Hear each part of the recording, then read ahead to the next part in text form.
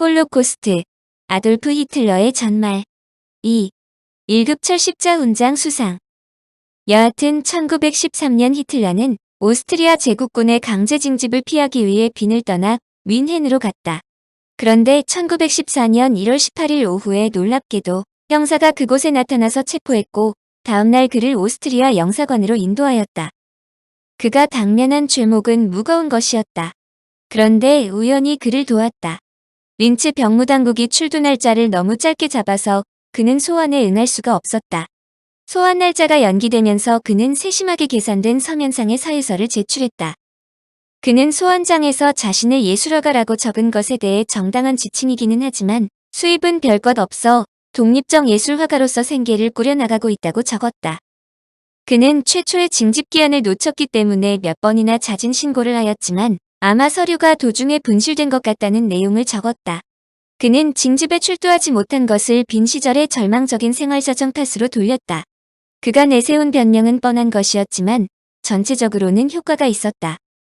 약 14일 후 1914년 2월 5일에 히틀러는 잘츠부르크의 심사위원 앞에 출두하였다. 놀랍게도 그는 신체 검사에서 부적격 판정을 받았다. 당시 히틀러에 관한 소견은 다음과 같이 적혀 있다. 경역 의무와 보조 의무에 적합하지 않음. 너무 약함. 무기를 다룰 능력 없음. 그는 뮌헨으로 돌아갔다. 그런데 1914년 8월 제1차 세계대전이 발발하자 오스트리아 제국군 병사로 징집되는 것을 피하기 위해 독일로 들어왔음에도 불구하고 바이에른 왕에게 직소를 올려서 자신은 오스트리아 태생이지만 바이에른 연대의 지원병으로 받아달라고 청했다. 그가 직소를 올린 다음날 답장이 왔다. 떨리는 손으로 그는 편지를 열었다고 고백하고 있다. 거기에는 지휘관의 이름을 따서 미스트 연대라고도 불리는 바이에른 제16예비 보병 연대에 출두하라고 되어 있었다. 그의 군 생활이 시작된 것이다. 히틀러는 플랑드르 지방에서 주로 영국군과 싸웠는데 전쟁 내내 히틀러 상병은 연락병으로 중대와 연대본부 사이에 메시지를 전달하면서 두 차례 죽음의 고비를 넘겼고 1914년 12월에 2급 철십자 훈장을 받았고 1918년 5월에는 적을 앞에 두고 용감했다는 이유로 연대 훈장을 받았다. 같은 해 8월 4일에 1급 철십자 훈장을 받았는데 이것은 사병에게 극히 드문 일이었다. 히틀러가 1급 철십자 훈장을 받게 된 구체적 이유에 대해서는 오늘날에 이르기까지 알려져 있지 않다고 히틀러에 대한 평전을 쓴 요하임 페스트는 말했다. 히틀러 자신도 그에 대해 한 번도 말하지 않았는데 전해져 내려오는 것에는 다음과 같은 말이 전해진다. 어떤 보고에 따르면 히틀러가 15명의 영국 정찰조를 사로잡았다고 주장하기도 하고 또 어떤 것은 10에서 20명의 프랑스군을 극적으로 체포했다고도 한다. 또 다른 이야기에 따르면 그는 대포알이 무섭게 날아오는 한가운데를 뚫고 포병부대로 들어가서 아군이 심각한 포격을 당하는 것을 막았다고 한다. 물론 가장 신빙성 있는 설명은 그가 행한 어떤 하나의 행동이 아니라 여러 해 동안 증명해 보인 끊임없는 노력의 덕으로 훈장을 받았다는 것이다. 이유가 무엇이었든 1급 철십자 훈장은 히틀러의 미래에 큰 영향을 끼친다. 훈장들은 오스트리아 사람인 히틀러에게 독일에서 더 높은 권리를 갖도록 해주었고 그럼으로써 그의 경력에 탄탄한 대로를 만들 수 있는 조건들을 만들어 주었다. 여하튼 히틀러는 군에서 큰 부상을 당하기도 했다. 특히 1918년 10월 영국군의 독가스 공격은 그의 한쪽 눈 시력을 빼앗을 만큼 치명적인 것이었다. 나의 투쟁에서 그는 이 당시 상황을 다음과 같이 적었다. 나는 타들어가는 듯한 눈을 감싸쥔 채 비틀거리며 후퇴했다. 몇 시간 후에 눈은 새빨갛게 타는 석탄이 되고 온갖 주변의 것이 캄캄해졌다. 그는 포메른에 있는 파제발크 육군병원으로 수송되었고 독일이 패배했다는 것을 들었다. 독일의 패배에 히틀러는 대단히 낙담했다. 군대 생활은 그에게 전우애를 가르쳤고 참호의 사회주의라고 불리는 공동생활을 체험하게 했으며 새로운 친구들을 사귀게 해주었기 때문이다. 히틀러는 전쟁터를 고향으로 여길 정도였는데 그의 상관도 이러한 점을 뒷받침해 주었다. 히틀러 상병에 있어 리스트 연대는 고향이었다. 패전에 따른 독일 군대의 해체, 유럽에서 독일 패권의 실추, 오스트리아-헝가리 제국에서 슬라브 민족들의 독립과 강화, 중유럽으로부터 독일의 후퇴, 독일과 오스트리아의 합병 금지 등은 히틀러가 결코 용납할 수 없는 것들이었다. 특히 그는 독일과 연합군 사이에 체결한 베르사유 협정에 대한 격렬한 반대자 대열에 선다. 여하튼 1918년 전쟁이 끝난 뒤 그는 뮌헨 육군 지구사령부 공보과에 배치됐고 연대 교관 교육 공무원으로 임명된다. 1919년 9월 그는 상관으로부터 독일 노동자당이라는 보잘것없는 과격파 정당의 해압을 조사하라는 명령을 받는다. 그러나 조사 임무를 수행하면서 오히려 자신의 조사를 받고 있는 독일 노동자당이 이상적인 기구라고 생각한 후 당에서 일하겠다고 제안하여 승낙을 받았다. 히틀러의 당원 번호는 555번. 당원 번호는 501번부터 시작되므로 히틀러는 55번째로 입당했고 선전과 홍보를 담당하는 제7당 의원이 되었다. 1920년 퇴역한 후에 그의 활동은 두드러진다. 히틀러는 자신의 생각을 명료하게 표현하는 비범한 재능을 갖고 있었기 때문에 정치 선동가로서는 안성맞춤이었다. 독일은 정치가와 유대인에게 배신당했다. 국제적 사회주의를 바라는 유대인들은 스스로의 국가를 갖지 못하고 깊은 국가적 불의를 가진 민족을 시기한다. 독일의 비호는 게르만의 용맹성으로 극복할 수 있다.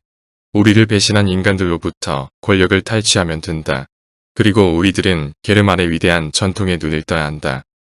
물론 히틀러가 연단 위에서 증오와 복수만을 외친 것은 아니었다. 그는 대중이 지닌 고귀한 감정에 호소하여 전독일인의 결집, 국내의 압력으로부터 독일 국민의 해방, 정신노동과 육체노동의 통일 및 조화, 중산계급과 노동자계급의 생활안정 및 향상, 용병제도의 폐지와 국민군의 창설, 독일 국민의 강인함과 능력에 대한 신뢰, 자유라는 대이상에 대한 빛나는 희망 등을 역설하여 독일인들의 전폭적인 지지를 받았다. 한편 히틀러는 사람이란 공포, 탐욕, 권력욕, 질투에 의해 움직이고 때로는 수단이나 작은 동기에서도 움직인다는 것을 잘 알고 있었다. 결국 정치란 자신의 목적을 위해 이러한 약점을 교묘하게 이용하는 방법을 아는 기술이라고 결론지었다. 노동자당에 히틀러가 합류하자 그의 연설을 듣고 당에 입당하는 사람들의 숫자가 기하급수적으로 늘어났다. 그가 워낙 많은 당원을 확보하자 곧바로 확실한 당 지도자로 부각된다. 그는 당 명칭을 국가사회주의 독일 노동자당, 즉 나치스로 바꾸었다. 한편 제1차 세계대전에 독일이 패배했기 때문에 국내의 정정이 매우 불안하여 어느 누구도 테러를 당할 우려가 있었기에 돌격대 또는 SA로 불리는 암살단을 모집했다. 히틀러의 생각은 매우 단순했다. 테러 당하기 전에 먼저 테러하는 것이 테러를 당하지 않는 최선의 방법이라는 것이다. 그러므로 SA는 히틀러의 경호원처럼 행동했고 히틀러의 말에 반론을 제기하는 사람은 누구든지 무자비하게 처리했다. 히틀러가 SA를 만든 이유를 물었을 때 바람직한 사회를 만들기 위해서는 무지한 사람들을 폭력으로 일단 교화시키는 것이 최선이라고 대답했다. 공화정 타도 1923년 독일의 바이마르 공화국은 내적 분열과 경제 적붕대로 만신창이가 되고 있었다. 제1차 세계대전이 끝나자 독일은 승전 국간에 체결된 베르사유 조약에 따라 1921년 1월 연합군 손해배상회의를 통해 독일이 앞으로 42년 동안 총 2260억 황금 마르크에 이르는 손해배상을 하라는 결정을 내렸다. 나아가 같은 기간 독일 총수출액의 12%를 양도하라는 결정도 나왔다. 이와 같은 배상금을 독일이 지불할 능력이 없다는 것이 판명되자 인플레이션이 빠르게 진행되었다. 1918년 독일 마르크화 가치는 1달러에 4마르크였는데 1923년 초에는 1달러에 7,000마르크가 될 정도였다. 이 사태는 1923년 1월 프랑스군이 루르 지방을 점령하자 독일에서 이에 대한 수동적 저항운동이 전개되면서 더욱 가파르게 악화되기 시작했다.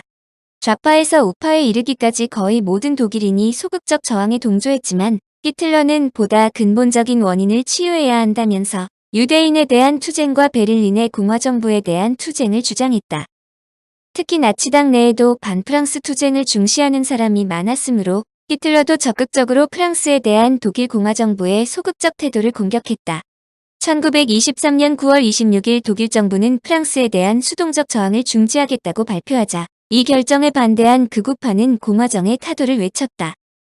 바이에른에 있는 극우운동의 공동단체인 독일 투쟁 동맹을 이끌고 있던 히틀러는 바이에른 우익정부에 의한 베를린으로의 진격, 전독일 우익 독재정부의 수립을 제창했다.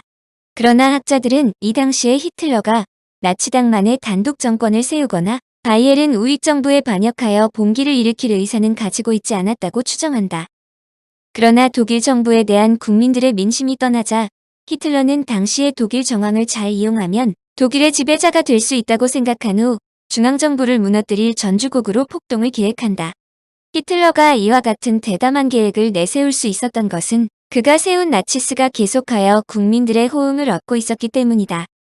청취자에게 원하는 것은 1. 구독 2.